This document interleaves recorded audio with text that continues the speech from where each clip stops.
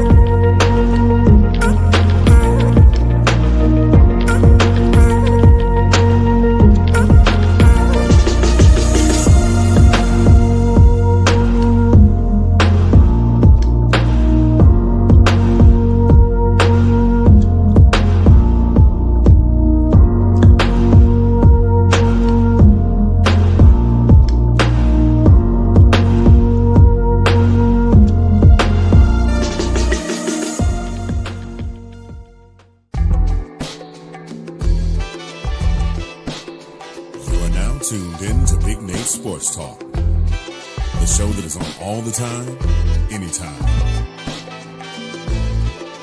And now, ladies and gentlemen, your host, Nathan Snell.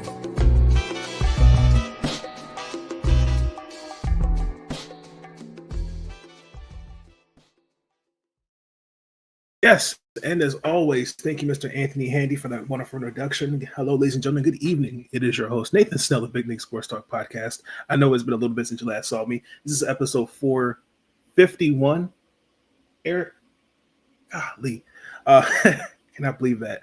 In this episode, WNBA season is back as of tomorrow. Another season of WNBA. I'm excited, super excited. I'm going to preview all 13 teams, week 0 rankings, and also to projected whether each team will finish.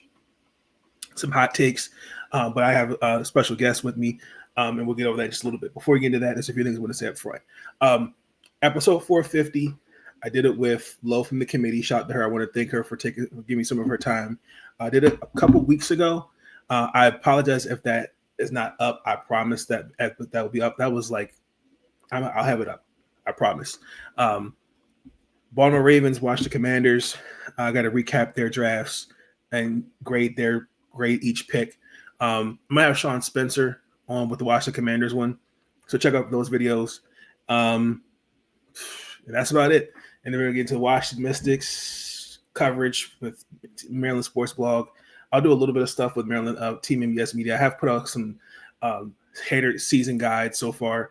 So just keep a lookout on that. We'll have those. I'll have those completed before the first week of the season is done. But outside of that, please continue to like, comment, and subscribe for our future content on the podcast. Follow me on Twitter. Everything's in the description below.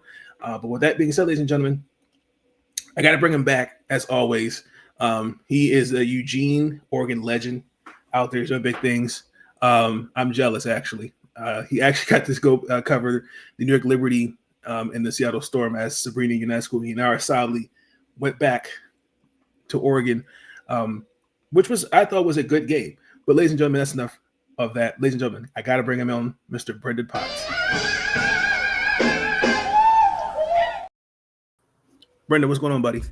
Hey, man, Eugene legend. I mean, I'm not as big of a Eugene legend as Sabrina Ionescu, but no, it was the New York Liberty and the Toyota Antelopes, the Japanese team that got. Oh, the Antelopes. My bad. Yeah. No, you're good. The Japanese team that got smoked by Dallas.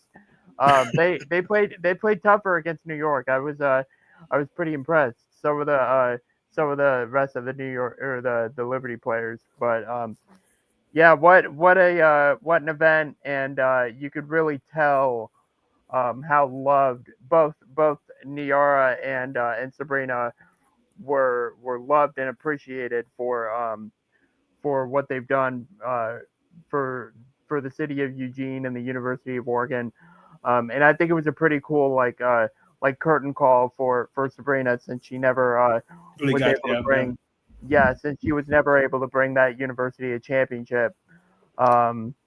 But yeah, that was a very fun event to cover. And shout out to the New York Liberty PR, Brian Flannery, for all the kindness that they showed, and the flexibility that they had as well, for scheduling interviews, and helping us essentially do our jobs.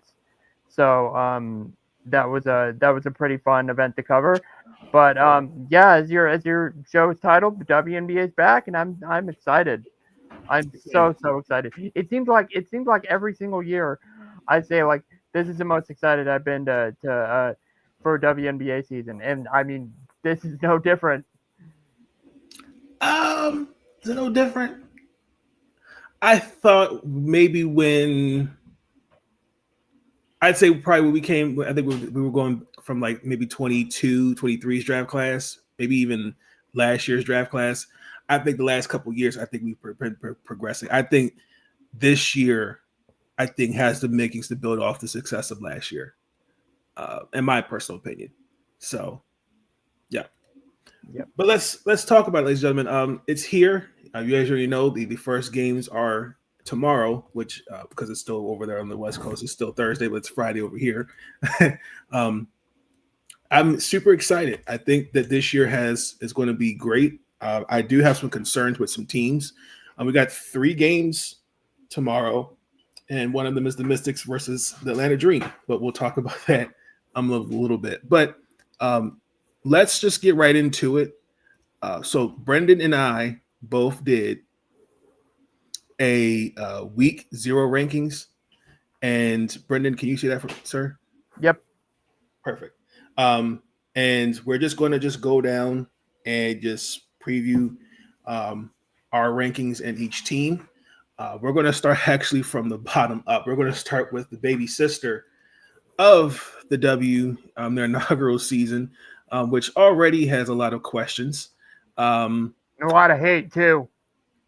That as well. Good point, Brenden. The Golden State Valkyries.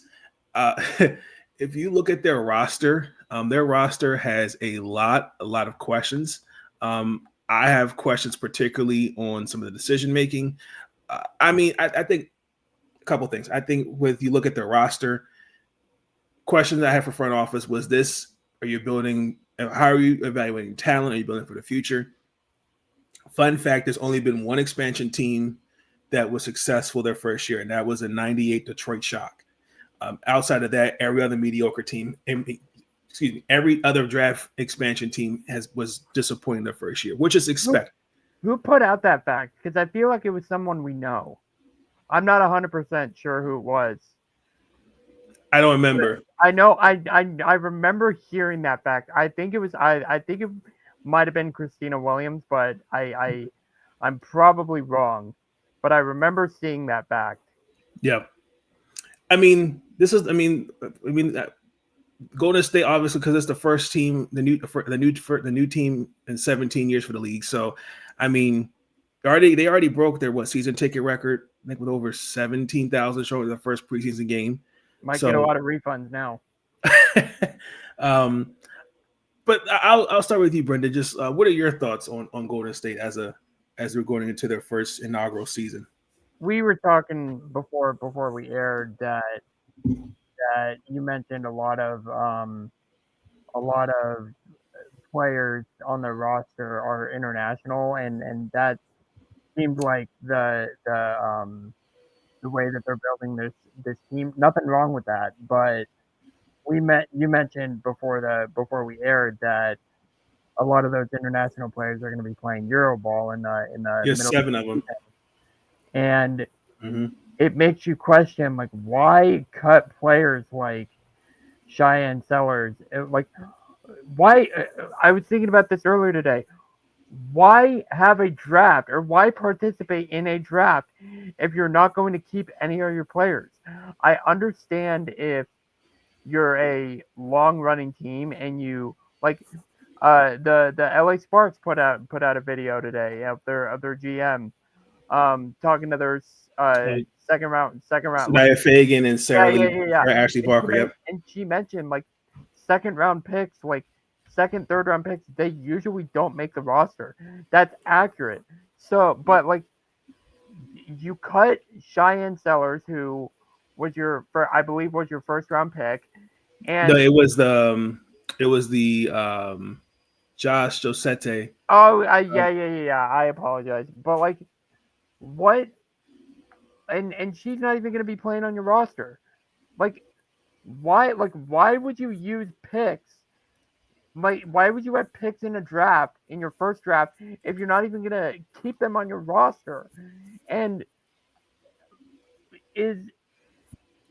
I know the cut of Caitlin, or the move of cutting Caitlin Chen was shocking. It was shocking to me, but like not the most shocking move, I would say. But like it's still disappointing. Like Caitlin Chen's a good player, but it just like cutting like decision making aside, like we don't know the identity of this team. Rightfully so. They're just starting out. They've shown flashes of hey, this can be a good team, but I mean, yeah, they're ranked. I mean, at least some of these teams above them, we know, like in between 8 and 12, like we know the direction that they are starting to go in. But with Golden State, I don't see it. I'm with you. So I put the roster on the opening day roster. So I kind of projected their starting lineup. I wrote it on NBS Media, TeamNBSMedia Media. Check them out. Shout out to Joe, and the rest of the crew. So the way that the starting lineup is going to look to me weird, because the one thing that startles me is there's no center. I mean, they got Kara Leskins, but she's not. He's starting, in my opinion. So you've got Van Loo, Tiffany Hayes, Mo Billings, Kayla Thornton, and then Timmy. More than likely be your starting five. Like outside of that, like maybe Talbert, maybe Veronica Burton's your 6 women off the bench. Everything. Talbot's out tomorrow, anyways. They have a couple of players out tomorrow, anyways, with I believe either personal or personal related or overseas commitments, and that's the problem. That's the problem. Like, what are we doing here? Well, I thought that after last year, I thought we had the prioritization rule tightened. So it looks like we got to get that fixed in the new CBA. So, but if I'm being honest, Golden State is going to be. I don't even see them honestly winning a game. I don't. That's just how I see it. I don't even think they like. There's who on that roster. I mean, I think Monique. I think to me, their identity. I think they're building towards this defense. Let's be realistic. They'll win a couple, but yeah, I'm there with you. I think they're building. I think their identity is defense, and they're building towards something going forward. Because you got to think about it. Next year's draft has Lauren Betts. 27 potentially will have Juju, and the rest of them, and then even 28. So these next 3 draft classes have potential. It's just I think they're going to fall. And then also, again, they have the 5th overall pick. So by 5, it was more like best available. Who knows if they're going to use it either? That too. But I think what they drafted at 5, I think she's a great ball player. I've seen the tape. I just think that's a reach, in my opinion. So at 5, that's just me. So this is where Brenden and I begin to part ways. He put Connecticut 12. And I have Washington at 12. I'm going to give you the floor on why you put Connecticut at 12. Yeah, I just think they're in a full-on rebuild, and I think that's what you would say for Washington as well. They have I looked at the roster today, funny enough, and there's a lot of there's quite a disparity between their most experienced player in Tina Charles, and then the next experienced player with 8 years. I can't remember off the top of my head who it is, but yeah, there's just a lot of disparity in their in the talent that they have. And I'm not saying like this is going to be a very, very, very competitive league. So just because I put them at 12, that doesn't mean they're necessarily going to be a bad team. I think they can actually surprise a lot of people. But at the start of the season, or we're doing our week 0 rankings. I put Connecticut at 12. Just because I feel like they're better than right now. They're better than Golden State, but I don't think they're much better than the rest of the league. And I haven't even mentioned the fact that they're already missing players like Anissa Morrow. I don't know if Sanaya Rivers is going to be back in, or it's going to be playing yet. Yeah, shout out to her. Yeah, thoughts and prayers are going out to her. I can't speak too much on her because I'll get emotional because I actually know Sanaya. Yeah, just thoughts and prayers to her. But like other than that, like there's not too much to go on, and they're already dealing with injuries. And players missing time right off the bat. So there's a lot of positives on Connecticut, stripped roster or not. But right now I have them at 12. I do want to shout out on a positive note, Rhea Marshall for making the team. She absolutely earned it. She impresses me with her size. When I saw her at a USC game, I forgot how tall she was. 6'4". Yep. Yeah. I forgot how tall she was. So that front court of her and Kiki at USC was real. So shout out to her for making the team, and I'll end it on a positive note there. Yeah. I actually for right now I'm Diamond DeShields. She was cut, which that's not surprising to me at all. People are saying that's a surprising move. I'm not surprised at all. I mean, they did sign Bria Hartley, former. I'm glad to see she's back in the W. I always thought Bria Hartley was a good player, especially knowing her for a few earlier when we were rebuilding with Mike Tebow with the Washington Mystics. So it's good to see her back in the league again. I really think we're kind of sleeping on this team a little bit. My question is, who's the point guard? I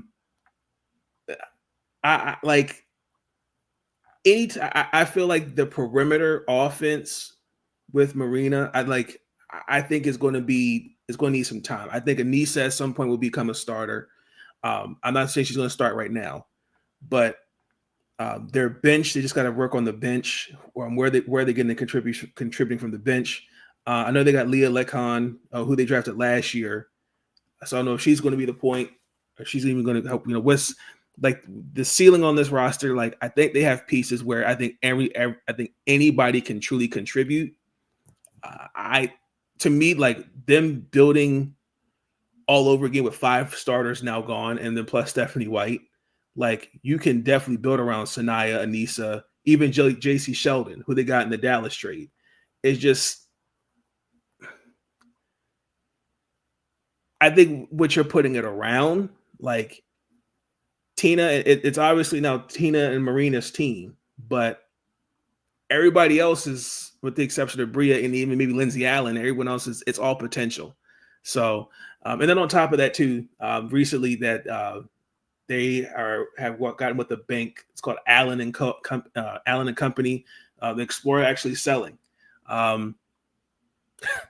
Wow. So they got bullied into selling their team, but it's okay, and I understand it. So, I mean, will they stay in Connecticut? Will they move? I don't know. So, It's so funny. Back when I was in college, that feels so weird to say, by the way. Back a few years ago, my first year at Washington State, I met a really good friend of mine, and we were talking about the WNBA, and when she mentioned a team relocating, she mentioned the Indiana Fever, and that was like 4 years ago, and that was like back when they were like bad, and 4 years ago, I would have never thought you would have been like, hey, it's not going to be the Indiana Fever who's relocating. It's most likely going to be the Connecticut Sun. I would have never believed you okay, if you would have said that. I got to come to at least there to Connecticut. Okay, where they play is the boonies. Okay, like they're like at least a good maybe 20, somewhere between 30 minutes from like a Hartford or Stanford. Okay, where they play, it's like where I live is like I compare Boone like Unksville to like what part like parts of Western Maryland. It's it's in the country, so I think people put this weird perception like they play in the middle of nowhere. No, it's the boonies. It's nice. It's peaceful. It's quiet. I mean, I'd rather be away from people than be in large cities. That's just my opinion. But that's neither here nor there. Oh, really quick. How many games do you have them winning realistically? Realistically, I mean, what is it, a 42 game season now? 44. 44. Oh, jeez. 44. I could see them win about 15. Yeah, 15, maybe 20. Interesting. Okay. Yeah. I think you were talking about their ceiling. I think their ceiling, they could get an 8 spot. I agree. I do. Yeah. I think they're at least a 19-20 win season. Yeah. I do. On a positive note with Sanaya, this could be really special for her if this happened, but during the course of the season, can she emerge as that starting point guard? That's what I'm looking at. For sure. I think she can. Same thing with Anissa. I mean, the only thing is I think Anissa would more likely be a 3 than a 4. Yeah. But I think both at some point will both be starters. Or who was no, I feel like when I was talking to a source on the Storm about the draft, I thought of Anissa as a really, really, really good 3 for the Storm if we were in that position to get her. But yeah, so I could see Anissa. I could see Anissa at the 3 for Connecticut, assuming she remains healthy. Yep. I'm also going to give 2 predictions. I'm predicting that Marina Mabry makes an All-Star team this year, and Olivia Nelson Odata is a candidate for 6th Women of the Year. Guaranteed. Okay, I see that. Marina's going to have to if they want to be good. She's going to have to be an All-Star. I agree, most definitely. Let's go to our next team. We both had. You went with Connecticut. I have Washington at 12. I'll take the floor with Washington. Personally, right now with Washington, it's a new era. We're rebuilding. Mike Tebow and Eric Tebow are no longer with the organization after. Wow, it felt like doesn't feel like 10 years. Elena Deladon retired. So, I mean, essentially, we are rebuilding. We last year were 1 game short of making the playoffs after losing the first 12 with injuries and all that. I mean, we went 8-7 after the Olympic break. I think, and I could see the vision of what Mr. Winger's trying to do. I think to have 3 first-round picks, trading Ariel Atkins and then Carly Samuelson, because they'll have they had the 3 this year. They have 2 in 2026, and they could potentially swap 1 in 27 with Chicago. So I like that. I when you look at the roster, I do have questions already. Georgia Amore is already out with an ACL injury, so she's done for the year, painfully. Just say torn ACL, man. Just I know. No, I'm not talking to you. I'm talking to the Mystics. Like, if you're out for the year with an ACL, and just say torn ACL. Just. Well, just my say that, understanding is, shout out to Cream Copeland. I believe they're still doing more things like examination on the injury before I think they make a full. But she is done. She is out for the year. Because it didn't say whether it was torn, just said ACL injury. So who's going to be our point guard? More likely your favorite player, Jade Melbourne or Sug Sutton. But they were starting in both preseason games and ended up as losses. Relationship with your my God. And then on top of that, Shakira Austin will not play tomorrow. Aaliyah Edwards is not going to play tomorrow. And there's somebody else that's not playing. Georgia Amore. No, not Georgia. Somebody else. Gosh, they put. I saw the injury report earlier today, and I already said, "Yep, oh, already lost." Let me see. Yeah, it was Georgia. So it was those three. So not having Aaliyah and Shakira, that's already a good, two-thirds of your front court, and everything to me it predicates on them building around what you're building around. So, So this Mystic team is going to be really, really interesting. Outside of Brittany Sykes and Steffi Dolson, everything is built on potential. I think Sonia Citron and Kiki Arifin, they're going to have to give valuable minutes. Now, healthy front court with Kiki, Aaliyah, I would put Emily Inksler in there, Shakira, and even Steffi. That's going to feed families for sure. So, but realistically, this team needs patience. Because I mean, we're going to win at least, I say, somewhere between 13, 16 games at best. I'll give you the floor. Okay. First, want to shout out not Jade Melbourne today, but Lucy Olson for being another second or third round pick. For making the team, and I did a story on her a few weeks ago on her role with the Mystics. So if you haven't given that a read, go ahead because she's on the team now. So yeah, shout out to her. I know that Washington's head coach really, really, really loves her, and loves what she brings to the team. So I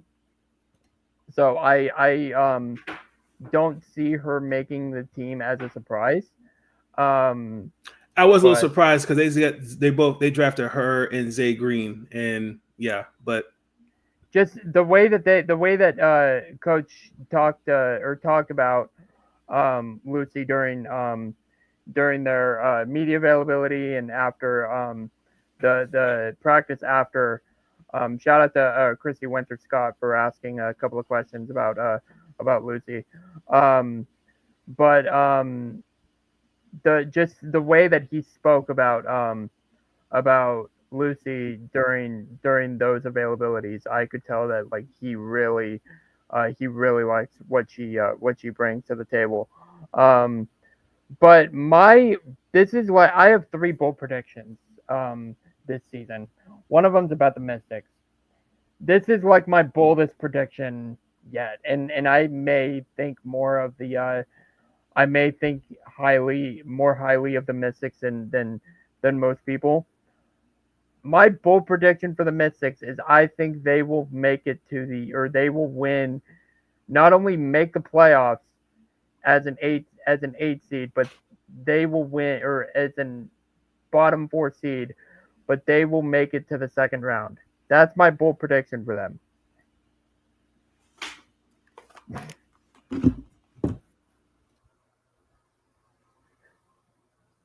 I think I'm doing the show on my own now, guys.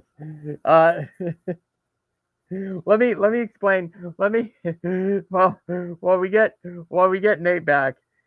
let me explain. Let me explain why. Like you said earlier, they were a game. What you say? A game away from making the playoffs, and I mean, what you say? The potential.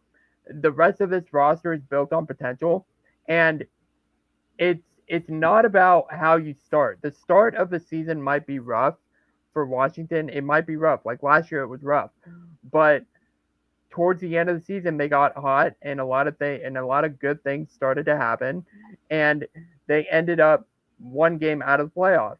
And if the same thing if let's say the same thing happens this season, I think they have a lot of potential, a lot more potential talent than they did last year.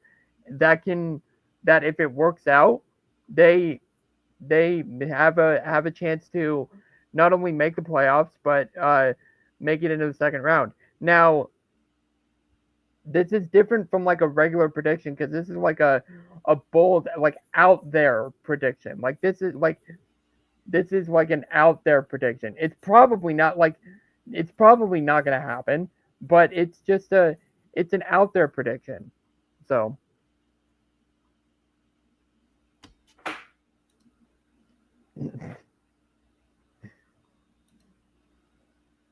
Chris, thank you. I agree.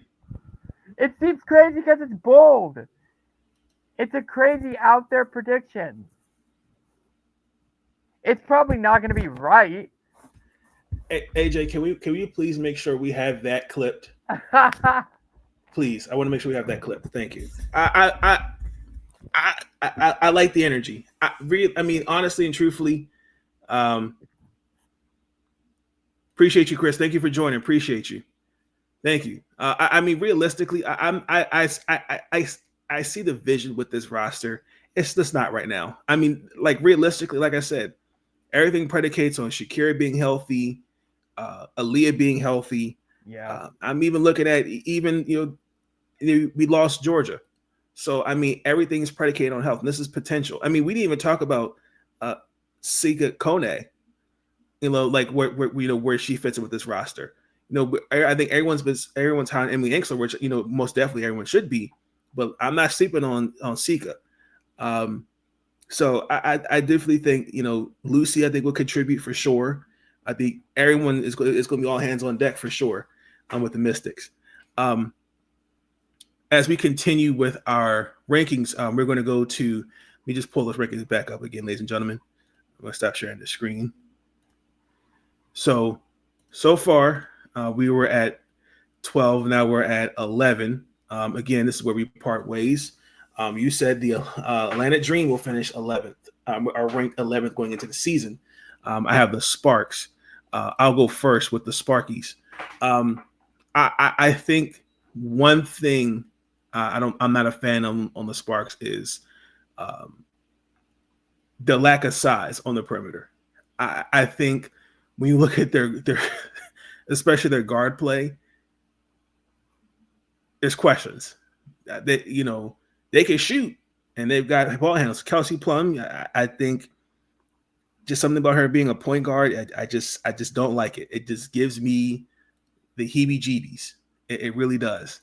Izzy Sims, I would expect to play point. They did rave Ari McDonald, which I thought was interesting. But Kelsey Plum, how is she fitting? And also too, we all know Coach Lynn Roberts out of Utah. So there's gonna be a new system for everybody. I mean, how Kelsey fits in this system. I don't look at Dearica Hamby as a post player. I think she's a wing. And then also too, we need Cameron Brink. She's supposed to be back around the 18th. So what is she going to look like? That's also too, Azrae Stevens, Ray Burrell, Sarah Ashley Barker, Sanaya Fagan. Like, they realistically I think it's another team that's built on potential and how it all fits. And they were not a great 3-point shooting team last year. I think they shot around 32%. So they still really don't have a true shooter in the lineup. Just being honest. So I think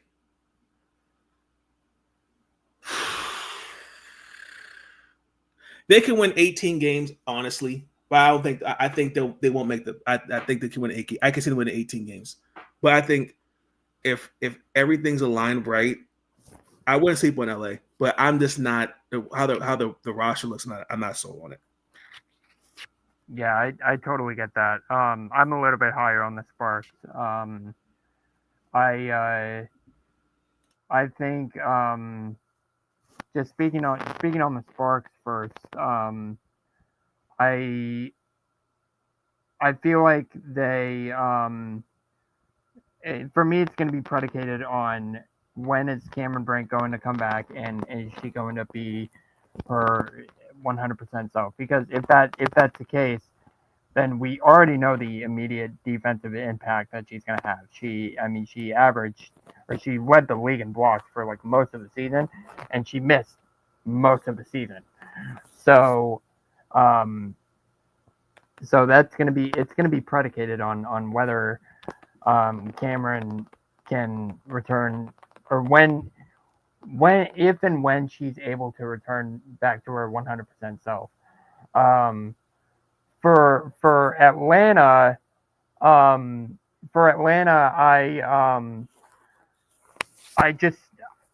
don't see the vision. I don't see the vision yet, and that can change obviously through the season. We're not even at the first day yet of the regular season, but the two big lineup, I don't know how it's fully going to work yet. You never should have drafted Haley Jones in the first place. So just cutting her just seemed like the what's the saying, like just you never should have had her in the first place. I got to push back on that. I have to push back on that because I'm gonna tell you why. The only reason Haley fell, I personally think, because when that video of her came out of her saying she's learning how to shoot threes, because if you look back at those mock drafts, they projected her to be second, third overall pick. They even had her at one time being drafted to the Mystics. But because at Stanford, the way how their system was, she played in that system under Coach Vanderveer. She was never really a 3-point shooter. She's more of a facilitator, mid-range defense type of player.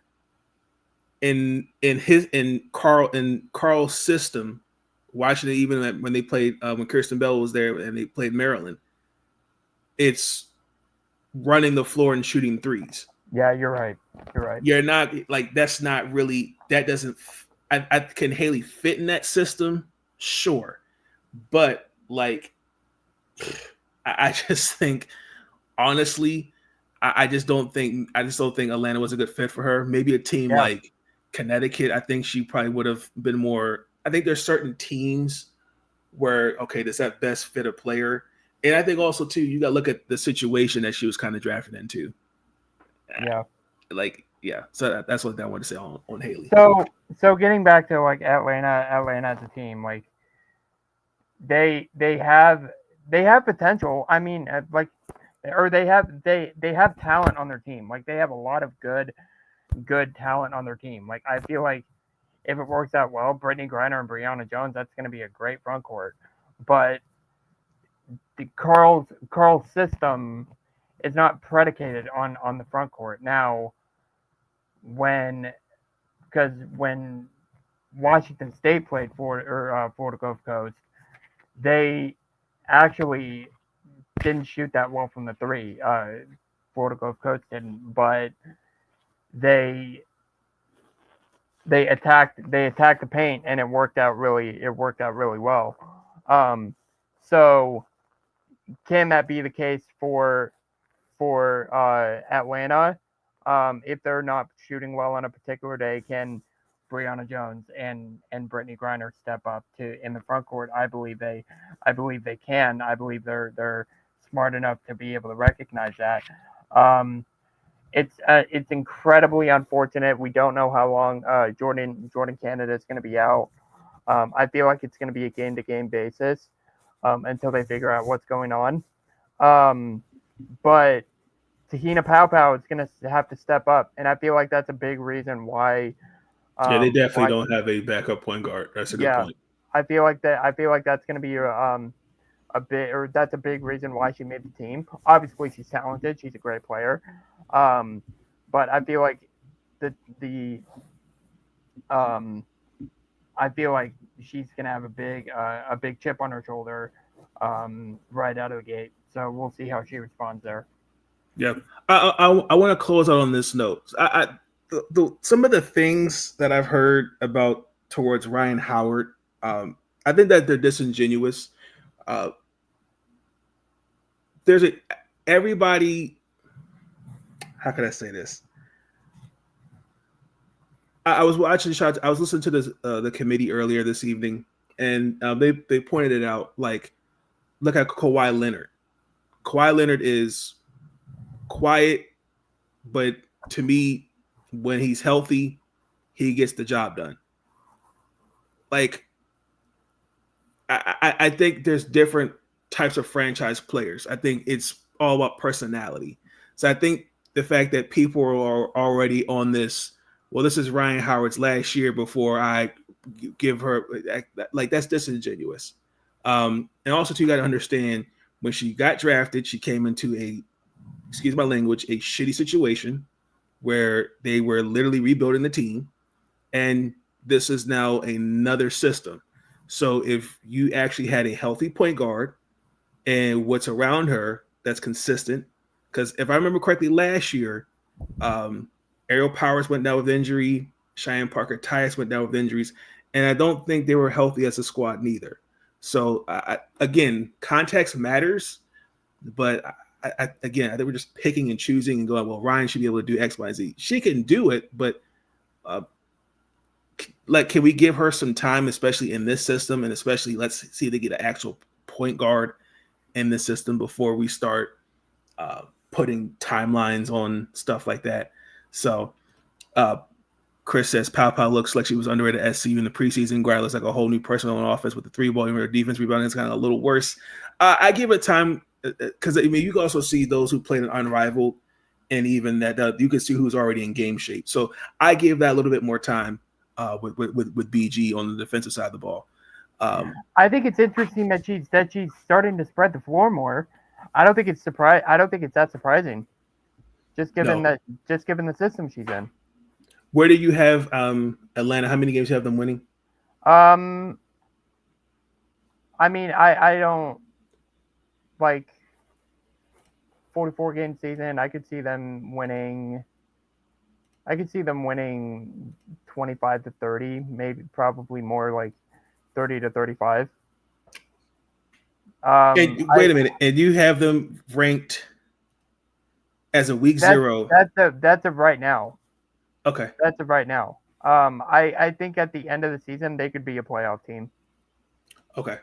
I agree with that. I think they'll win 26, 27 games at best, but it's all predicated on health. And then also too, like how that got off to a good start then. Yeah. So because especially with not having Jordan out there right now, we don't know how what the extent her injury will be. They got to go out and get another guard. Personally, looking at that roster, I'd say it's expandable. I mean, Shatoria is not really is not a point guard. Yeah, we'll see what they do. Let me see. We had okay, so we already talked about Washington. I had Chicago at 10. You had Washington at 10 as well. Mm-hmm. Interesting. So I put Chicago at 10. I'll talk about them. couple things I think Coach Marsh, I think, is definitely going to have. It's definitely a retool their roster.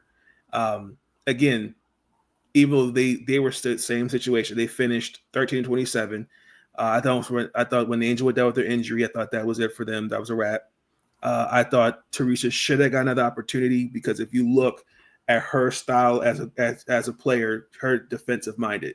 So you look at the team from last year, even this year, the first thing you think of is defense. The only thing also two people forget is once they traded Marina Mabry, perimeter wise, that offense from the guard play was disappointing. Camilla and Angel are most definitely going to feed families. I just think looking at last year, having one of the low scoring offenses, I'm just curious to see what you're going to do with Vandersloot, champion, Errol Atkins, champion, Kia Nurse, who I think coming off, I think it's going to be key. And that as well. And then also too, we're not even talking to Mariah Jefferson and Rachel Banham. Like they're keys for that guard play. My only concern is also to their front court. It is extremely thin. Outside of Michaela, Elizabeth, one injury or some foul trouble, it's a wrap. Let's actually look at the roster really quick. I'll share the screen so you guys can see what their opening day roster will look like. But because if you pay attention to their roster, they're more than likely would have to run a 3-guard offense. So, like Haley, I would expect her to not come off the bench right away. Rebecca Allen, okay, I forgot about her. Maddie Westphal didn't look all that great in the last preseason game. So they're very thinned out on the front court. So, but I see the vision with Chicago. I'm just not sold on from how it's going to look together, what it's going to look like. Because I think one or two things can happen. I think if you can make the playoffs, that's sure. I think they'll improve. I definitely think they'll improve. I see the Chicago Sky winning 20 games. I definitely think they'll improve from last year. But I'm just not sold from a roster standpoint on what they look like because Angel will definitely look better shooting from the field. Look for Camilla to take more shots. I think he wants to get them both involved in the offense. So that's my take on Chicago.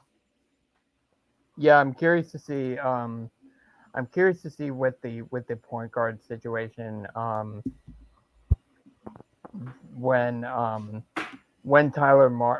Coach Marsh lets the leash off of Haley Van Lith and gets her the most playing time that he can, because I feel like that I feel like the pick and roll with her and Cardoso and that's going to be unfair. That's going to be unfair to stop. I'm sorry. Yeah. Well, and I think it's also predicated on or like the release of playing time is I think it's going to be predicated on how much gas does Courtney Vandersloot have left in the tank. She didn't show much. She didn't show that she had much last year when she was on the Liberty. Mm-hmm. And does that carry over into this season? We don't know, but I feel like Haley is surrounded with a lot of real. I feel like the Chicago young players, whether it's Haley or Angel or Camila, are surrounded by a lot of really knowledgeable veterans. Yeah. That a young team like them last year needed. And I feel like that's what they did in the offseason was get this young group of get this young group of players, some veterans to help them navigate through a challenging season, whether it's good or bad. So I feel like that they did the job on that end. I feel like they can be a playoff team. I feel like that's their ceiling. I feel like I think like a 6 seed is where they could get. Wow. Okay. But just based off of their talent, because they do have a lot of talent on this roster. But I don't necessarily know if they're going to get to that point. I think 6 is a reach. I think that might be a ceiling. Yeah, that's what I'm thinking more as a ceiling. Okay. I can see that if they made the playoffs, they're an 8th seed at best. Yeah. I agree with that. But I like Chris said, look at Chris's comment again. They need to push HVL in the starting lineup since they don't have their own first round pick to accelerate her into Angel and Camilla's timeline for development. They aren't running a chip this year. Yeah, I mean, I think also too that's we will kind of see what that looks like. But I think what they have right now on the roster with Vandersloot, I thought also to getting Errol Atkins, who can shoot, but I think also to plays better when there's a star next to her. Like the focus isn't on her. Like watching her with the Mystics when there was a Deladon, when there was Aerial Powers, even Tina for that one season, Aerial plays better. So I expect the guard play to be a lot better than what it is this year. So let's continue. We already talked about Connecticut. So again, just really quick at our rankings, ladies and gentlemen, we are previewing the 2025 season. We have our week 0 rankings. So Brenden and I at 13 have Golden State. He at 12 has Connecticut. I have Washington at 12. 11 for me, Los Angeles. He has Atlanta at 11. I have Chicago at 10. He has Washington at 10. I have Connecticut at 9. And he has Sparks at 9. Atlanta at 8. Phoenix at 8. I have Phoenix at 7. Chicago at 7. And we're going to get into the top 6 teams. Before we get into those top 6 teams, we are going to take a little break, a little commercial break, and we'll be right back where we're going to talk about the top 6 teams going into this season, ladies and gentlemen. We'll be right back.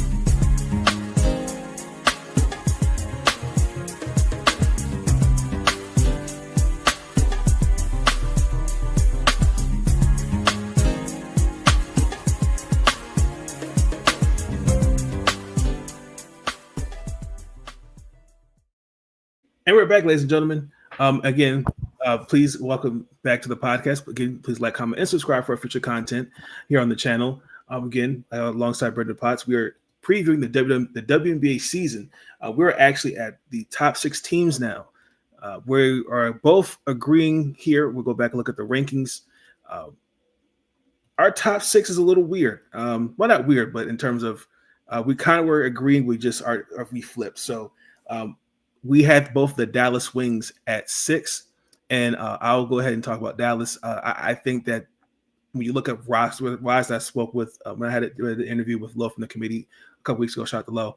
I think from a talent standpoint, roster-wise, I think this roster are built around Enrique. I think is perfect. Moving on from Satu Sabli in that 4-team trade, I think they can definitely do a couple things.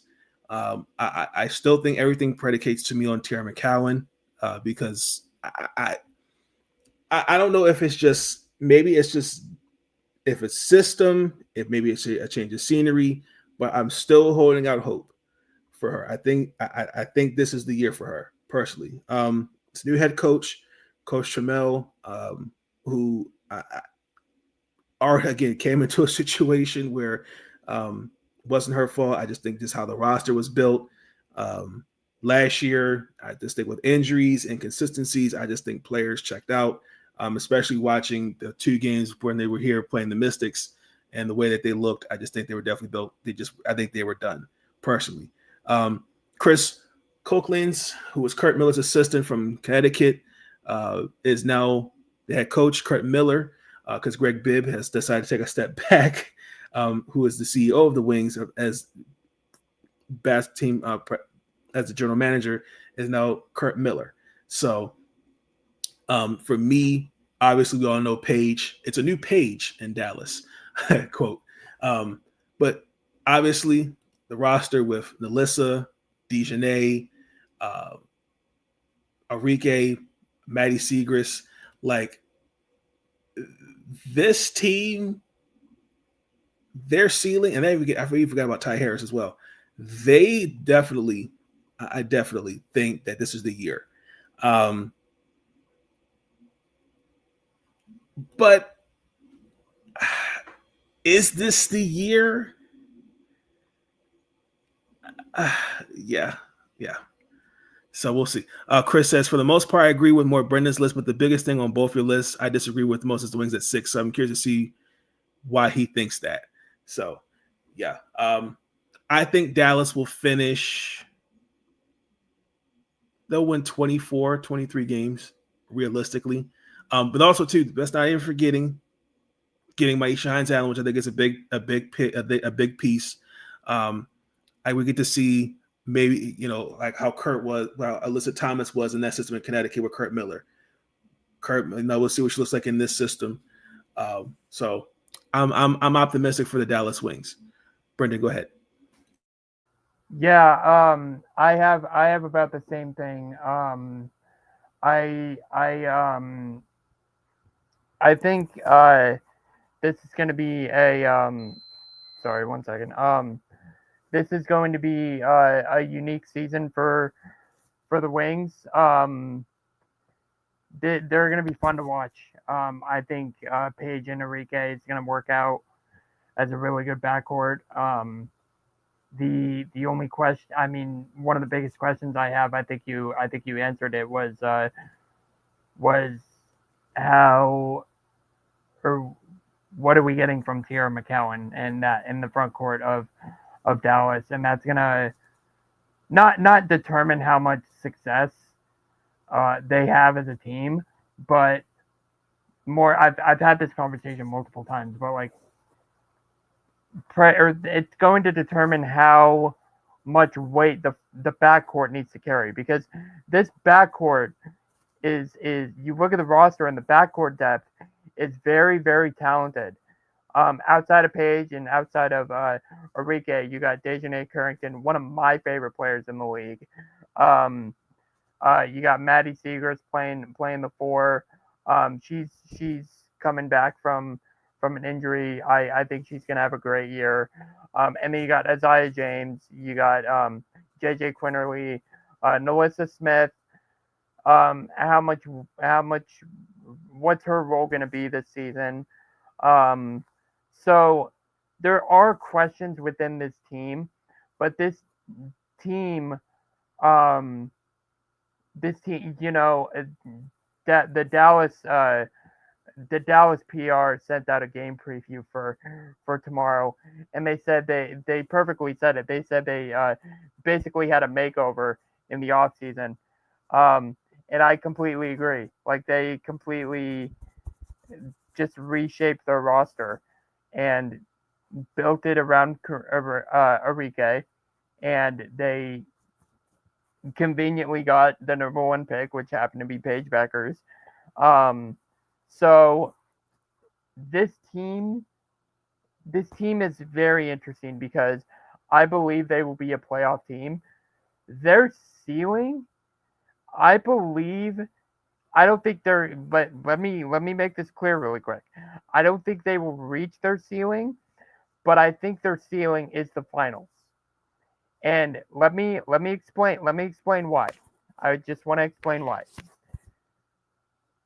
To me, they look very, very similar to the Indiana Fever of last season. they're a young team. They might start out slow, but when they pick it up and they figure themselves out, they're going to be very good. That's what we saw from the Indiana Fever last year. They were one of the hottest teams in the league. And when they got to that point, when the Fever did, I actually predicted that they would make the finals because of the path that they had before them. They had the Connecticut Sun in the first round, and then they would have had the the Minnesota Lynx had they had won. And I believe they could have taken them down. Never mind, I didn't realize how good the Minnesota Lynx were. If Dallas gets hot at the right time and they have a good enough path in the playoffs, I believe that they can use that to end up in the finals. That is my other bold prediction. I said at the beginning I have 3 bold predictions. That's one of them, that I believe that Dallas can get to the finals. Do I ultimately believe that they will? No. That's why I'm saying it's a bold prediction. Like if all my money's on the table, I'm not saying the Wings will go to the finals. But I'm saying it's definitely a possibility. I'm definitely saying it's their ceiling.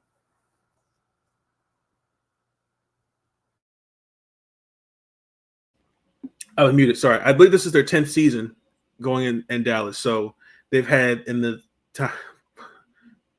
4 of those years have been first round exits, and out of the one they got to the conference finals where they lost to Vegas. And many Dallas Wings fans believe that they were the team that did the best against Vegas. Many Wings fans think they could have taken them down against the most unstoppable team in the league that year.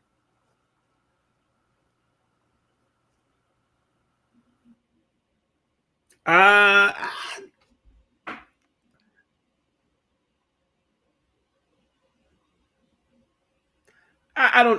could see that. I could see it. I really quite want to go to Chris's comments here. I don't know if both of you agree, but Tierra McCown was a beast at Mississippi State. Yes, I agree with that. But in the W, she seems slow. Her transition play is atrocious. I think I just think that the way that the league is going, I think we're starting to depreciate bigs in this league. That's why my concern with Phoenix is like Kalani Brown, for example. I don't even know where her role in that offense is going to be. So, like, Indiana, I has preferred those last 2 years, but especially the year before she got traded. You could see she was progressing. So I don't know if it's just style of play. I just don't know what it is with her. But I feel like I don't know. Like I'm not going to say like this is make or break, but I feel like everything for this year it predicates on her because they gave up to get you there. So, is Enrique going to give up some power to the rest of the team though, or just take 19 shots a game shooting 38%? Well, if you look at Dallas last year, Chris, they didn't have a point guard, and they got that especially with Paige. They needed that. And I mean, you got, and even Ty Harris can even play a little bit of point, and Ty Harris can shoot the ball, but I like Enrique doesn't have to do as much where, she has to be the point guard and take all the shots. I think that was what was missing last year. So I think that's why if you look at the Rock, Salatu being out too. Yeah. And then especially if you look at last year, like the difference between the roster this year, last year, if you understand, there's nothing in the post. So outside of Terry McCowan, I mean, Maisha Hines could play the post a little bit. Isaiah James is more of a wing, and so and JJ is going to give you some more defensive integrity. So I think that everything just predicates on what's around her. That's just my opinion. Because again, I know I don't want to keep beating a dead horse with Tierra, but for example, Tierra McCowan may give you 15 and 12 one game, and then turn around and give you 12 points and 3 rebounds. So like a rotation with Maddie, Nalissa, Maisha, I think there's going to be more consistency. The point is, I think when you look at around Enrique, there was just a lack of inconsistency. Is my point that I'm trying to make. So, yeah. Oh, and speaking of which, I didn't even really, we didn't even, I did not even talk about Phoenix because I had Phoenix as my 7th seed. So, go ahead and talk about them really quick. The Phoenix Mercury, which I think is the Connecticut 2.0. I just have so many questions up and down. But it's a new era in Phoenix. Obviously, we know DT retired, BG now in Phoenix. I mean, not Phoenix, in Atlanta. It's going to be interesting. But they do get Alyssa Thomas, who they got in the trade. Satu Sabli. They traded Natasha Cloud. Natasha Cloud was part of that 4-team trade where Natasha went to Connecticut. And Phoenix's first round pick went to Connecticut as well. When you look at their roster, I think a couple things that stand out. Outside of Kai Copper, and then obviously Seattle Storms, they split for Seattle, Sammy Wickham. Experience. They don't have that. And they cut Celeste Taylor today, which is another that was weird. But I just think another thing too, are we going to get a healthy Satu Sabli this year? No. I mean,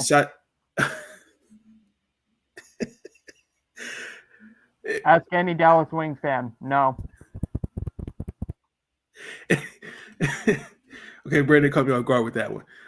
But no, but when healthy, seriously, Satu can play multiple positions. And she, I think, offense on both sides of the ball, I think is a very underrated player. It's just, can you stay healthy? I mean, the way, oh my gosh, I can't think of his name now for them. The coach, he basically was saying Alyssa Thomas is playing 1 through 4. Oh, okay. I don't agree with that, but I mean, if that's what's going to work, so be it. But I predict that their lineup is Natasha Mack's going to be the starting lineup. And then on top of that, 7G Unzin, like, what's her role in this offense? Kalani Brown, what's her role in this offense? So Coach Tibbetts has his work cut out for him, but I think they're an 8th seed at best. I don't even think they're going to make the playoffs. I think, like last year, this is a prediction. I think it's going to come down to that last week of the season. The 7th, 8th seeds up for grabs, because their one injury for it being a disaster. That's just my opinion on Phoenix. And I yield my time. Yeah, I agree with that. I think they I was talking with a couple of buddies of mine before I hopped on, but I think Phoenix has the highest ceiling, but the lowest floor.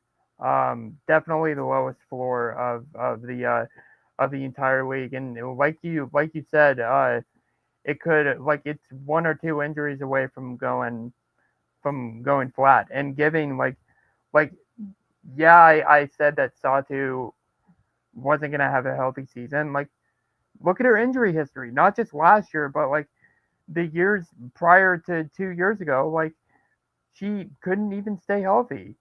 And so, what reason does that give you that she's going to stay? What reason does that give you that this year's going to be any different?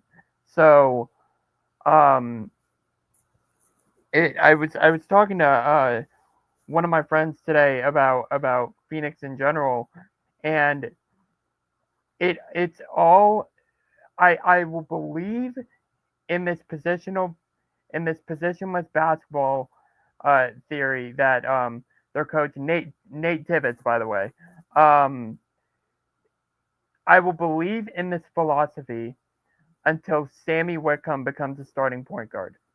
And when because she shouldn't be the starting point guard. She should be coming off the bench. And I was a part of when Phoenix was playing Golden State in their preseason game. I was on Zoom for the Golden State media availability, and Natalie Nakase viewed or called Alyssa Thomas the point guard, and she said like that's what she played in Connecticut, and so I feel like WNBA coaches around the league view Alyssa Thomas as the point guard for Phoenix. But like that's fine as long as you double down and prove us all right, like, or prove yourselves right, I guess. But it's all going to go to hell when something's wrong or something's going bad with Phoenix when Sammy Wickham becomes a starting point guard. That's the last I'll say on this. But I think it is weird when your coach comes out and essentially kind of says, yeah, she's playing one, Alyssa's going to play 1 through 4. She's going to have to. But she shouldn't have. But that's my point. At this point in her career, she should not have to do that. I'm not saying she's not capable. I want to make sure don't misconstrue my words. No. Like that's kind of why it didn't even work in Connecticut, because you're expecting her to do all the same things, and it's like, well, okay, if you want her to be the point guard, have like realistically outside of Satu and Kai, who in that starting five, who else is a shooter? Natasha Mack is a post player. Yeah, you don't really have one. And unless you put Sammy in the starting lineup, which, like I just said, like, don't do that. Best positive about Phoenix is AT. She's a culture changer. She chokeslammed Angel. She's like Shaq flipping tables over if her teammates aren't playing hard. Yeah, I mean, University of Maryland Terrapin, Alyssa Thomas. Actually, recently just going to Maryland Hall of Fame. So I just think that it just predicates on a healthy side too, and how the rest of this roster looks. But this roster, I don't like it. I'm sorry, I don't. Mm-mm. Yeah. All right. So let's get back into our rest of our rankings. So we were talking about Dallas and our top 5 rankings. We're now at the top 5. Brenden actually might throw something at me. So he put so I'll just go 5 through 1. So his 5 is Seattle, Indiana, Las Vegas, Minnesota, New York for week 0, and I have Indiana, Seattle, Vegas, Minnesota, and New York. I'll give you the floor on Indy. Yeah, I like what Indiana's built over the past, not only last year but this offseason as well. They have a lot of potential on defense, but for them, I want to see it on the court and I want to see it on the floor, and I do. I'm a huge fan of Stephanie White. I actually told her at the ACC tournament when I met her that I thought she was the right coach for the job, and I thought it was a perfect fit. So this has the potential to be a great team. So it's my ranking for them is purely based off of potential. Kelsey Mitchell coming off an All-Star year. She's gonna have a great year, I think, again. Aaliyah Boston gonna have more chemistry with Caitlin Clark. Natasha Howard coming back home, adding depth to that front court. Lexi Hall, I think she's gonna have take a big step up. I think the 2-guard play of Sophie Cunningham and Lexi Hall is gonna have a big role in this season. or in the success that they have this season. DeWanna Bonner, I think she's gonna. I think Indiana has a lot of personalities that may not like look like they're gonna mesh well, but I feel like they're gonna mesh really, really nicely. And I feel like this team can be a really, really, really good team. But I just want to see it on the floor first. So I'm basing my ranking for week 0 just based off of pure potential, at least for the top 5. Yeah. Only pushback I'm gonna give. I think they'll finish. I believe they'll finish as a top 5 team this year for sure. I agree. I think Caitlin will be in the MVP conversation. Aaliyah, I think to me will be in the conversation for Defensive Player of the Year for sure. But everything else predicates on 2 things. I'm concerned about their perimeter defense. Last year they had one of the worst defensive ratings. Bring on a MVP, Natasha Howard, and you bring on DeWanna Bonner, fixes that. But who's coming off the bench realistically? More than likely, it's going to be DeWanna Bonner. And to me, also too, like around Aaliyah, Caitlin, and Kelsey, you have a better lead. You have more leadership. You have a more experienced head coach. No disrespect, but I definitely think that this is a better Indiana team. But my concern is I think there's going to be the first couple games. They're going to need some time to adjust to each other. Because again, this is basically a whole new team. Like this isn't the Indiana Fever from 2-3 years ago before Caitlin and Leah got there, respectfully. Shout out to those fans, by the way. Shout out to those fans that were there before Caitlin and Leah. Shout out to them. Yeah. So, I mean, I think this roster has the potential of doing some great things. And we didn't even really talk about, like, Michaela Timpson, Florida State. Breonna Turner. Like, I think they're definitely going to be key contributors coming off the roster on this roster as well. But, I think you also bring on a backup point guard. And also, I mentioned, we'll talk about Seattle, but, you guys with getting Erica Wheeler. Before Caitlin got there, Erica Wheeler was a good guard. We have a ball handler like Sydney Colston. I think that takes a little bit more off Caitlin's shoulders, personally. Yeah. Yeah, she'll get some run for sure. I think Sydney will get some run for sure for Indiana. Yeah, so I think that this is more of an experienced roster. It's just putting it all together. So yeah, and that's exactly what Caitlin needs. Like I think the off season was we have the potential. The potential is there when you look at Indiana, the Indiana team of last year. How can we build, or what do we need to do to build around our two stars in Caitlin Clark and Aaliyah Boston and Kelsey Mitchell? And they did a really good job of doing that. Yes, most definitely. And Stephanie White's a really good coach for Caitlin Clark, by the way. Absolutely. I mean, look at Stephanie, what she did with Connecticut. So I think a lot of people forget about that one. And she did it over. This may not be this. Okay, they may be a top 5 team this year. They're probably not going to win the championship this year. Sorry, Fever fans, and Caitlin Clark fans, but they're probably not going to win the championship this year. But you look at what Stephanie White did with Connecticut, and you have to realize that it was a process. It took multiple years to get to how good they were under Stephanie White. It was a 2-year process. Mm-hmm.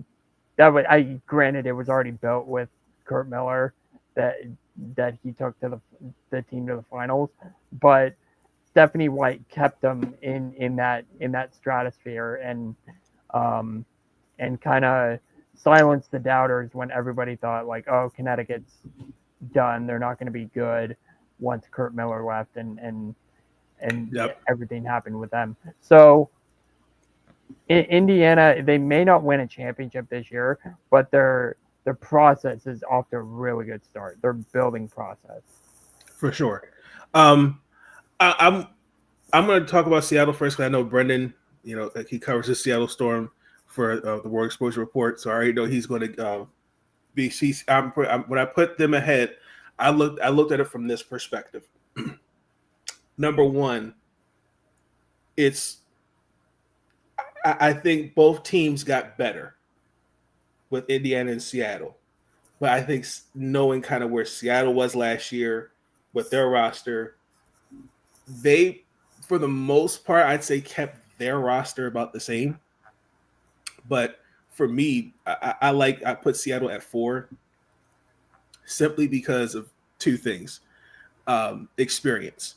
When you have a player like Nneka, Ogumake, bringing back Alicia Clark, who was, I think, responsible in playing a role in you guys hit a couple chips over there.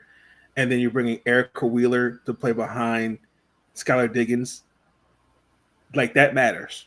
Now, I disagree with Erica Wheeler. It's going to be Zaya Cook. Oh, that's fine. Coming off the bench. No, I'm just saying in terms of there's more guard depth. Yeah. Okay. But continue. Offense. We all know Jewel Lloyd's now in Vegas. That's fine. But your shooting offensively should, honestly, if it not stay the same, but honestly, it should improve.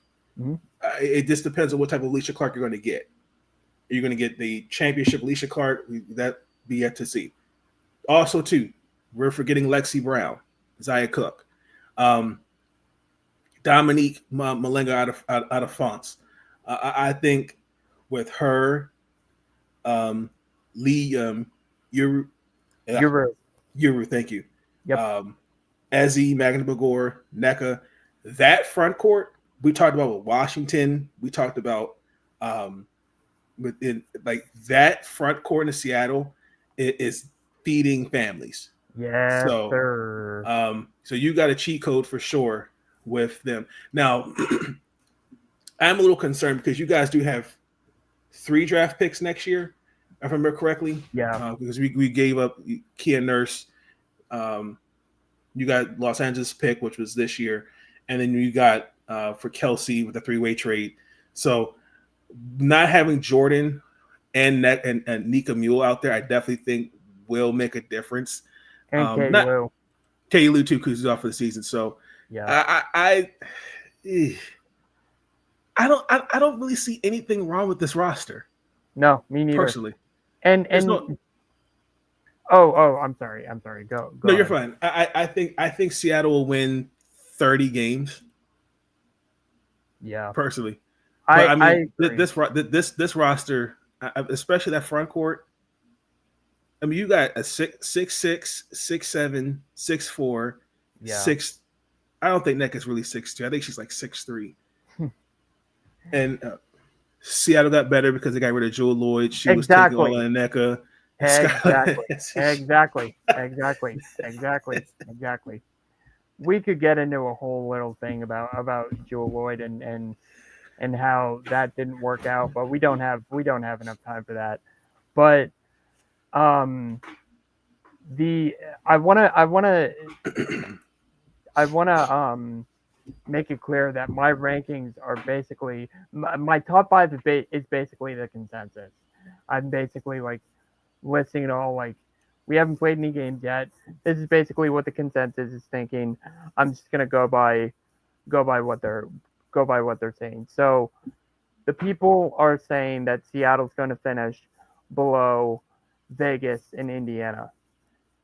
When we go into whenever we go into our end of the season prediction rankings, I have Seattle as the 3rd team in the league behind New York and Minnesota. If you and you touched on it a little bit, but I think, and I wrote an article about this not too long, a few days ago, actually 2 days ago. the Seattle Storm can win a championship because of the two D's, depth and defense. And if you look up and down this roster, NECA, Skylar, Gabby Williams, Ezzie McMcGore, and Alicia Clark. That's one of the best. You can't tell me that that's not one of the best defensive starting fives in the league. Like, they are very talented defensively, and you look at the bench. You touched on it a little bit. With just the front court, with Lee Uru, with Dominique Malonga, those are two very good defensive players as well. Lee Uru is more of an offensive player, but she can hang with the other benches front court in the league. I agree. But that's one area. That's just one area is defense, and the other one is depth. And you touched on it a little bit. This front court for Seattle seems like such a breath of fresh air compared to. I think seriously, and I got a lot of flack for this on a Seattle Storm group chat, but I had to clarify it. I got a lot of flack for talking about Mercedes Russell. And just when we got Lee Uru, and I was like, okay, Mercedes Russell is gone, and this is going to be an upgrade. Just because she's a younger center, she's better. I think she better fits Seattle than Mercedes Russell did. And you look at just you're replacing Lee Uru and you're replacing Mercedes Russell and Joyner Holmes with Dominique Malonga and Lee Uru, and I think that's a complete upgrade in the front court, which just makes it so refreshing for the team, and there's just so much more potential there. This team's going to be really, really, really fun to watch. I think I was asked earlier today, what's the ceiling of this team? Championship. We can win it all. This is a team I'm looking at, and I'm saying this team has the depth. This team can win by defense, and I believe that we can win it all. The other thing, there are two other things I want to touch on. Alicia Clark, in her media availability, or in her media day interview, was asked what is her role going to be this season, which is a valid question. What's her role going to be this season? And she was approached by the Storm personnel from Noah Quinn, the front office, to be more of a scoring guard, to be more of an aggressive scorer this season. So I find that very interesting to see if we're going to get that scoring version of Alicia Clark to help at that 2 spot, because that's where I think she's gonna play. And then along those same lines is the versatility and the different areas or the different combinations of lineups that Noah Quinn has at her disposal. I think this is the most tools that have been placed in Noah Quinn's toolkit that she has this season. I think she has a lot of different options that she can use, and I think we're going to see that during the season. I will and have cautioned everybody who was expecting Dominique Malonga to get a ton of run right outside the gate. That's not happening. No, it's not happening for two reasons. One, she just joined the team from after finishing from France. Yep. So she's only got a couple of practices in. And the other thing is it kind of goes hand in hand, but Lee Yuru, I think it's gonna have a lot of minutes coming off the bench for Ezzy McLaughlin whenever she needs rest, whenever her or Nneka need rest off the bench. So I think she's going to be first coming off the bench before Malunga at the start. But the other thing is you got to look at Noah Quinn's track record when it comes to playing her rookies. She doesn't throw her rookies into the fire right out the gate unless she absolutely has to. Look at Nika Mule last year. She didn't play that much last year unless it was like absolute garbage time.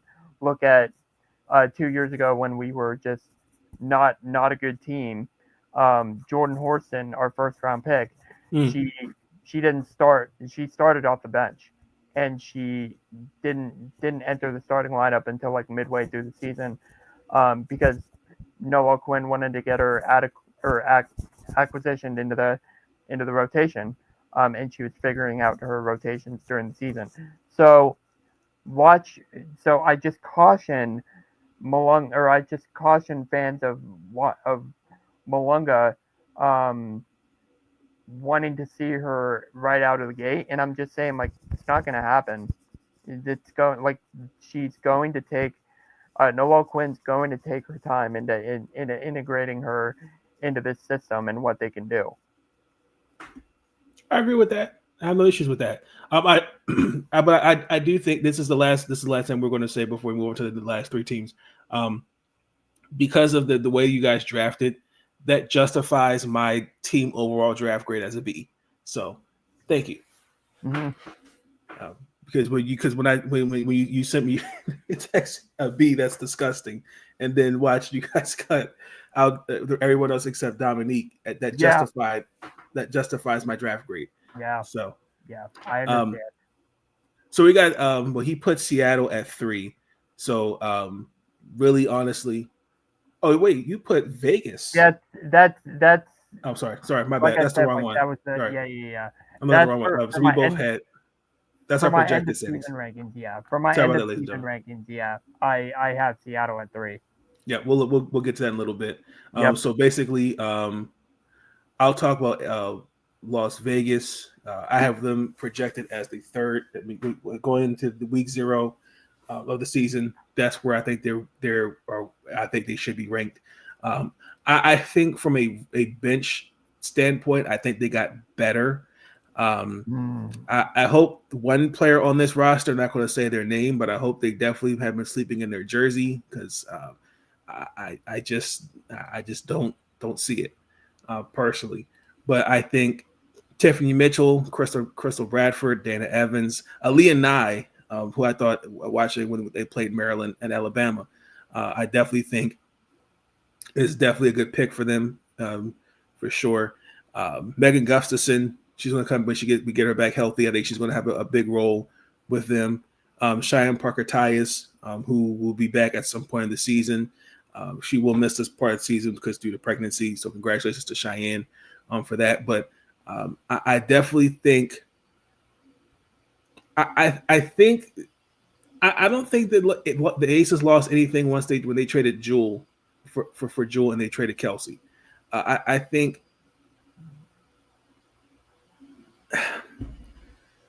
I will say this. I don't think compared to Kelsey and Jewel, Kelsey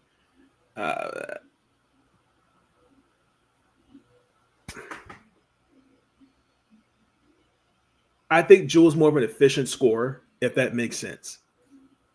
She's no longer the number one option. And I think she can get her shot in this offense. But I think, to me, it's how everybody else around Jackie, Asia, now Chelsea look. Compared to last year, we even go back when in the finals against the Liberty, you need depth. And that's something they didn't have. Like, having a true big behind Asia, I think that matters. Kia Stokes, Kitley, I think will do great things behind her. You just need depth. I think that's something I think they had to address. Now, outside of that, Chelsea Gray, I think a healthy Chelsea Gray, don't sleep on her. I think when she's healthy, I think the Aces are a different team. We all know Asia Wilson. Shout out to Asia with I've yet to get a pair of A1s. Dang it! I was just about to ask that. No, I've gotten I've missed it. So I'm getting mine tomorrow. Yeah, I need to get with the program, especially trying to get the blue ones for sure. But in all seriousness though, I think when the reason why I said I think the biggest thing is depth for me. Okay, I'm gonna give you an example. Let's say Las Vegas is playing Seattle, right? Yeah. Regular season game. Let's say the score, Vegas is up 19 points. Asia, Chelsea, Jackie should still not be in the game. That's why you need a quality bench. You need quality depth. So I'm really hoping that they fix that. I think that's where Dax Christian, Dana Evans, Tiffany Mitchell are definitely going to be good. Now, the Aces have still yet to hire a GM, which is weird, but I'm hoping that they hire one at some point because you're going to go into the regular season with no GM. So, but I definitely think Kitley, don't sleep Elizabeth Kitley, coming off her ACL injury last year. I didn't know this either. She did not sign her rookie contract when she got hurt. So she officially signed it this year. So she's definitely, I think, going to be a big, I think she's going to be a contributor off the bench for sure. But two things that stand out: how Julia fits into the system, everyone staying healthy, how the bench looks, a newly revamped bench. And also to the one particular player, I think Kirsten Bell, I think everyone's got their eyes on her. Because I don't know, maybe it's just me, but yeah, I maybe this year's third time, maybe it's a charmer, so we'll see. But I think Vegas will win 29, somewhere between 29 32 games. You don't know why people have eyes on Kirsten Bell? It's because she's on a protected contract and they just cut Deja Kelly. But okay, should Deja Kelly have made the roster? You can make an argument, but it's also too like no, like I think Deja is a good player, but if that was the case, she should have been drafted by a team. Just saying. Was she? No. Yeah, she was drafted. She was undrafted. Oh, she was undrafted. I'm sorry. Yeah. So, do you have any comments on Vegas, or do you want to go to Minnesota? Just really quick on Vegas. I think this is a great fit for Jewel Lloyd. You mentioned she doesn't have to be the number one option. She can be a really, really good number one option. She was a good number one option with Seattle when Sue and Brianna Stewart left, but the team wasn't very good. So that's the only consolation. It's like, yeah, she can be a really good number one, but the team's not going to be very good. So that's I mean, this is a great fit for Jewel.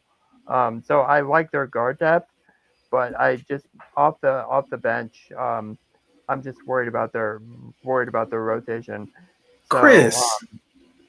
Whoa. Nah, come on, man. Whoa. Don't do that, Chris. Over Dana Evans, I disagree with that. During the pot here. But that's it on Vegas. We can move on to Minnesota. Yeah, no, I agree. I agree definitely more on with Joel. She should be fine. Yeah. But also too, I'm happy for Crystal Bradford out of Central Michigan. See what she does with them. I think she'll do just fine. With the two teams that were in the finals, I'm going to give you. I'll start with New York. I think one or two things, and this is another thing too that people got to watch out about with New York. They're going to be affected by Euro basketball because Niara, Leone, and Maureen Yes, they have that. They will presumably Marina Johannes too. They have to. They're going to participate in Euro basketball. I So believe Leone is back. I believe Well, I'm Leone saying- just joined the team. but Euro basketball is about to start, so I think she has to go back again. Cause I think that's for some. I think that's mandatory. Cause I know this couple. I think even when there's like a player on Phoenix, I think that I can't remember who it was that couldn't participate because of Olympic obligations. So their bench, I have questions about. Stewie, I didn't know this until after Unrivaled, but she had minor knee surgery. So she will be on minutes restriction and she'll be 100%. See how they look what they look like. She played. She played 15 minutes in the preseason game in Eugene. She looked good. I mean, she scored 16 points in 15 minutes because she's Brianna freaking Stewart. But she looked good overall. But they're cautious. They're cautious about her to begin the season, obviously. So. Yeah, and then there's Benai Jelani Hamilton, who suffered a torn meniscus actually while playing an Unrivaled. And per Christina Williams, they voided her contract where she still they still could hold her rights.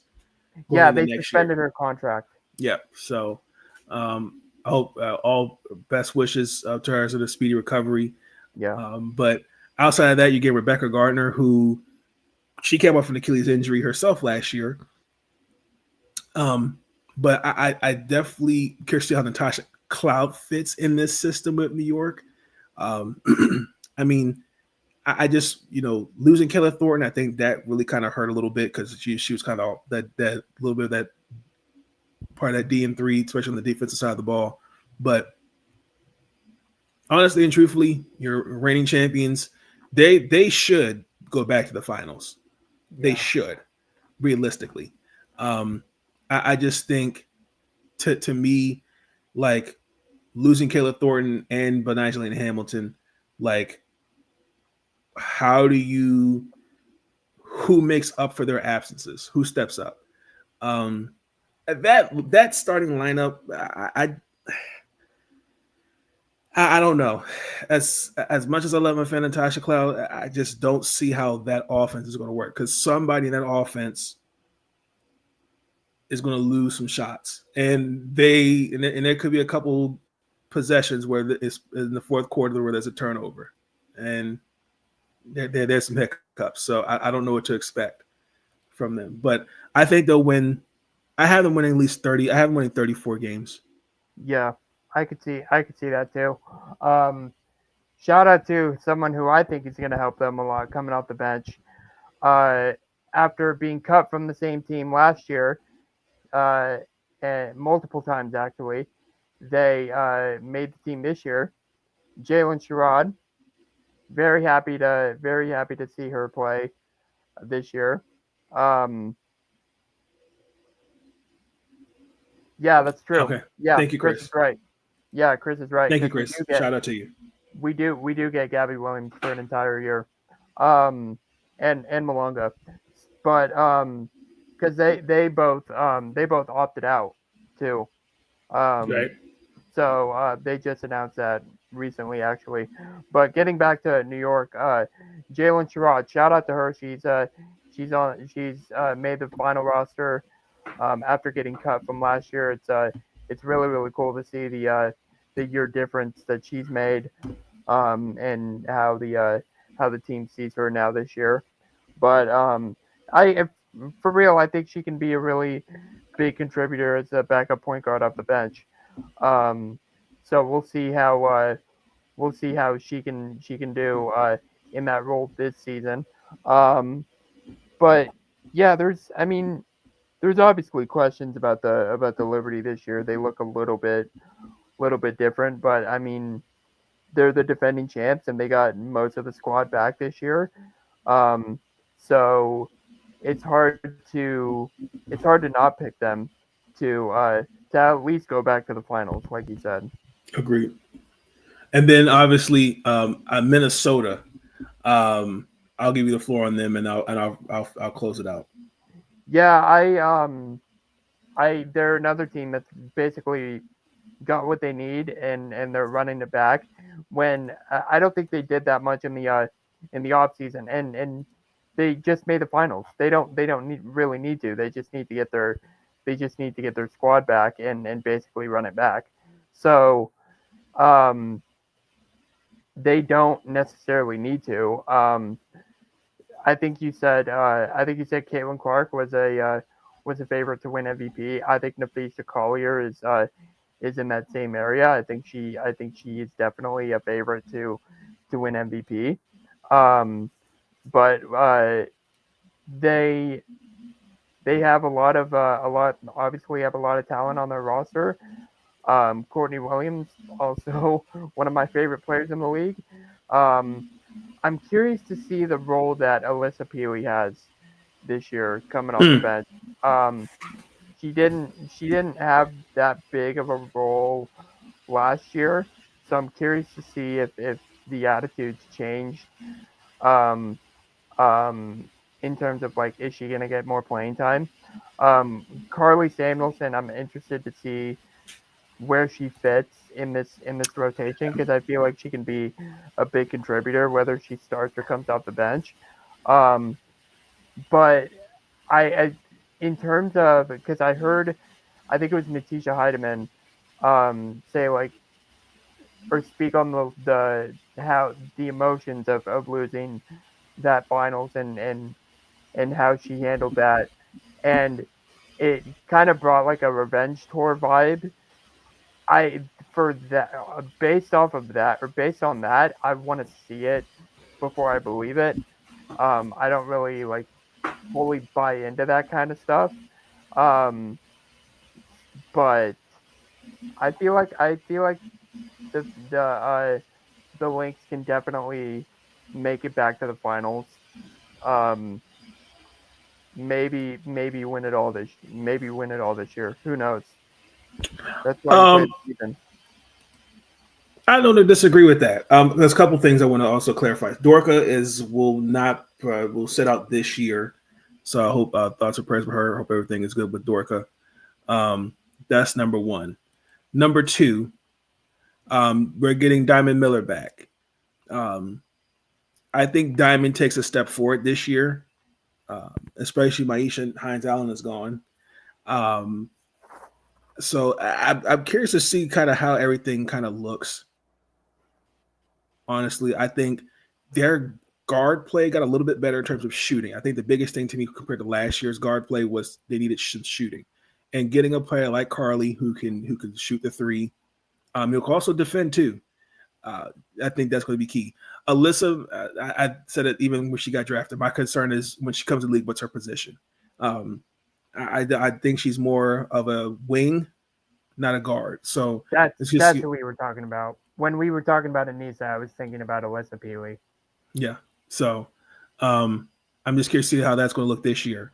Jessica Shepard, Alana Smith, I think those two in the front court, especially with Dorka not there, I think they're definitely going to step up for sure. Richard Carlton, I expect her to get more minutes, but Diamond Miller, I think to me is key in that. But I'm going to have the hottest take here, even though I've also been Asia Wilson also be in the MVP conversation, but as well. But I think to me, I'm just going to go ahead and say it here. Nafisa Collier will win MVP and Defensive Player of the Year. Guaranteed. 2 awards. I like it. Y'all can tweet it, y'all can book it, Instagram, do whatever. I think Fee is winning 2 awards this year. I think we're seeing the rise of Nafisa Collier. Natisha Heineman became my least favorite player last year. Queen Fee lost a chip because she deserved. So yeah, she did. But also, too, in fairness, refs weren't helping with that neither. But with Minnesota, their front court is lacks some size last year. But I definitely think you getting Miriam Badine and then bringing back Jessica Shepard, because remember, she didn't play last year. Jessica Shepard, y'all. So remember that. So look how that looks. So I think they will really, really look good. That's a cohesive unit. So I wouldn't sleep on Minnesota. I definitely think it's going to New York. I think Minnesota will get to the finals, in my personal opinion. So, before we get into one final thought, Reed, Brendan, and myself, we did do our projected standings for the year. So we both projected to Golden State to finish last. So by the end of the year, we were both kind of on the same page after. I think Minnesota finished with the best record. New York, the second. Vegas, he's picked Seattle. Yeah. So our lists kind of fluctuate. So my 1 through 8 seeds by the end of the season is Minnesota, New York, Vegas, Seattle, Indy, Dallas, Atlanta, and Phoenix. Brendan, Minnesota, New York, Seattle, Indiana, Vegas, Dallas, Phoenix, and Chicago. And Golden State being the worst team. So not bad. Not bad at all. Ladies and gentlemen, we're going to close it out with one final thought, and that is actually going to conclude. Let's get into it.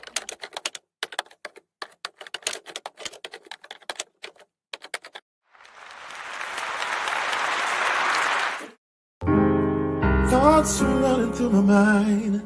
So just some time to find a minute or two to organize. All right, my one final thought is this season, so we work with mdsportsblog.com, and we'll also be working with TeamNBSMedia. I've been doing some like little stuff for the WNBA, but I haven't. There's a decision that I've made. I'm going to wait until after the WNBA season to talk about that, but I'm just excited. This will be my third or fourth year covering the Washington Mystics. I still have not heard about getting my season credentials yet. But regardless, I'm still excited to cover the team again. Should be fun. I'm going to try to go to a couple games this year. I do know they actually play. There's 4 times when the Mystics play away from Care First. It's no longer the Entertainment Sports Arena. It's now called Care First Arena. Because Capital One is actually going through some construction at the moment. But they're going to play Indiana twice. I don't call whatever they call it now. I call it the old World Farms Arena in downtown Baltimore. They'll play there twice against Indiana, and then Vegas and Chicago. They will play in Eagle Bank, which is in Virginia. So, yeah. But it should be a fun season. I'm looking forward to it. I just hope everybody stays healthy. I'm also going to really try my best to stay away from all the random takes. I thought last year was a little bit wild with some of the takes. So I'm going to try my best to really stay away from those and just more focus on making sure you guys get great content here on the channel, different things like that. So that's my one final thought. Yeah, that's awesome. And congrats on covering the Mystics on July 13th. I've had it circled on my calendar since the schedule came out. On July 13th, I'll be in Seattle when the Mystics come to town. But not covering that game, just going as a fan, and I think everybody who knows me knows why. But no, in all seriousness, I will be in my third. I believe this is my third or fourth year covering the Storm. And this year I'm gonna try and make it my best year yet. Like I'm 10 toes down. I'm ready to go. I'm ready to cover this team. I'm ready to write as many stories as I can to cover this team and fully show what this team is about.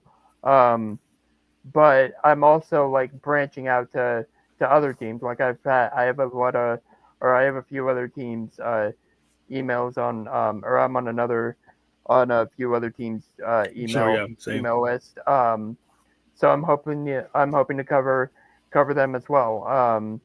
But my plan is to go to the first 2 games or the first 2 home games for the Storm, which are next week against the Mercury and the Aces, so those should be pretty fun.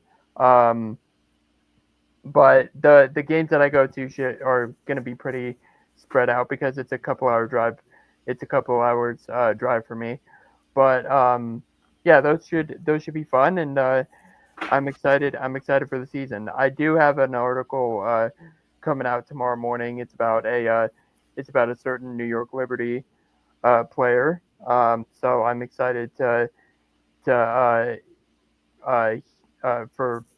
people to read that.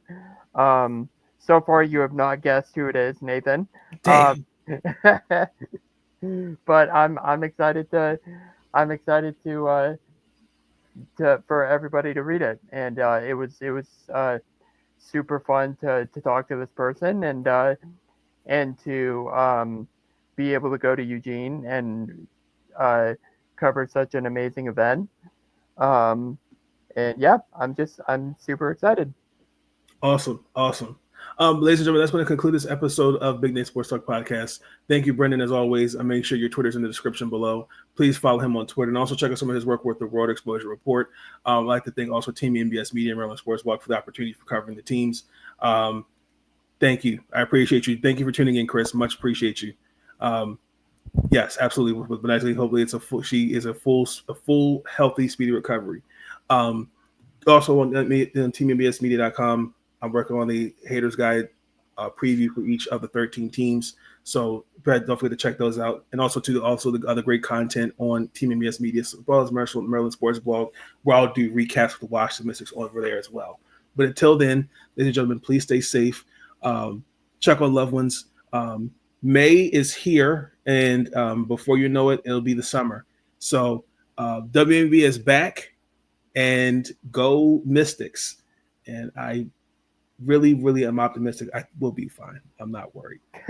Yes. Go Storm. It should be a good year for everybody. But except the Valkyries, it won't be a good season for them. That is true. But also too, this is the last year for everybody before we all blow it up before 2026, because everyone's gonna be a free agent except all the rookies. And it's the last year. It's the last year without a Portland team. That's right. But we'll talk about that later, ladies and gentlemen. But yeah. Until then, we'll catch you on the flip side. Have a good night. Thank you to all those that joined. Please like, comment, and subscribe. Much appreciated to y'all. And have a good weekend. Games start tomorrow, Friday, and then Saturday as well. So definitely tune in. Make sure the WNBA League Pass. It's downloadable if you have a smartphone, if you have a tablet, if you have a smart TV. Downloadable, ladies and gentlemen. I just want to make sure we have that clarified. But yeah, really quick, just to talk about the games. The first 3 games, Lynx and the Wings, Dreams and the Mystics, Sparks and those Valkyries. And then Saturday, you got the Aces and the Liberty versus the Sky and the Fever, Storm and Mercury, and the Sun on Sunday, the Mystics versus the Sun. That's your first weekend of WNBA basketball. So, ladies and gentlemen, we'll talk soon. Peace. Stay up. Thank you for tuning in to Big Nate Sports Talk. If you enjoyed that episode, be sure to like, subscribe, and share Big Nate Sports Talk. It's on all the time, anytime. And I want to thank you. All I want to do is say thank you.